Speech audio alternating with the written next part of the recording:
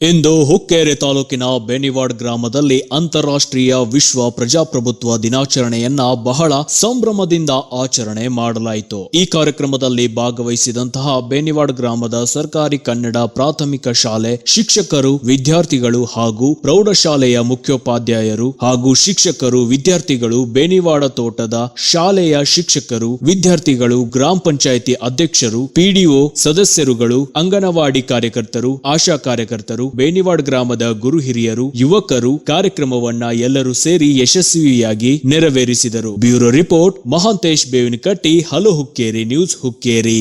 ಶಾಲೆ ಬೇನಿವಾಡ್ ಸರ್ಕಾರಿ ಪ್ರಾಥಮಿಕ ಶಾಲೆ ಬೇನಿವಾಡ್ ಸರ್ಕಾರಿ ಕಿರಿಯ ಪ್ರಾಥಮಿಕ ಶಾಲೆ ಬೇನಿವಾಡ್ ತೋಟ ಎಲ್ಲರ ಸಹಕಾರದೊಂದಿಗೆ ಇವತ್ತು ಮಾನವ ಸರಪಳಿ ನಿರ್ಮಿಸೋಣ. ಅದಕ್ಕಾಗಿ ಎಲ್ಲರೂ ಸಹಕರಿಸಿ ಈ ಸರಪಳಿ ಪ್ರಜಾಪ್ರಭುತ್ವ ದಿನವನ್ನ ಆಚರಿಸೋಣ. ಈಗ ಸರ್ಕಾರಿ ಪ್ರೌಢಶಾಲೆ ಬೇನಿವಾಡ್ ವಿದ್ಯಾರ್ಥಿನಿಯರಿಂದ ನಾಡಗೀತೆ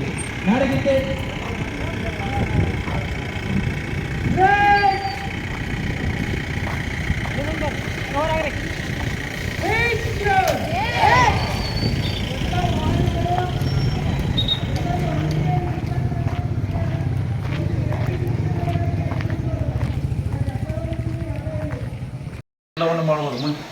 ಆದರೆ ಪ್ರಜಾಪ್ರಭುತ್ವ ಇಲ್ಲದೇ ಇದ್ದರೆ ಏನಾಗುತ್ತೆ ಅಂತಂದರೆ ನಾವು ಗುಲಾಮತನಕ್ಕೆ ಒಳಗಾಗಬೇಕಾಗುತ್ತೆ. ಪ್ರಜಾಪ್ರಭುತ್ವದ ಮುಖ್ಯ ಉದ್ದೇಶನ ಗುಲಾಮತನವನ್ನು ಹೋಗಲಾಡಿಸೋದು. ಮುಂಚೆ ಯಾವುದೇ ಒಂದು ಎಷ್ಟೇ ನಮ್ಮ ಭಾರತೀಯರಲ್ಲಿ ಒಂದು ಪ್ರತಿಭೆ ಇದ್ದರೂ ಕೂಡ ಗುಲಾಮಿತನದ ಒಂದು ಉದ್ಯೋಗಗಳನ್ನು ಮಾತ್ರ ನಮಗೆ ಭಾರತೀಯರೇ ನೀಡುತ್ತಿದ್ದರು. ಎಲ್ಲ ಉನ್ನತ ಹುದ್ದೆಗಳನ್ನು ಬ್ರಿಟಿಷರು ತಮ್ಮ ಬ್ರಿಟನ್ನಿಂದ ಬಂದಂಥವರಿಗೆ ಮೀಸಲಿಡ್ತಿದ್ದರು.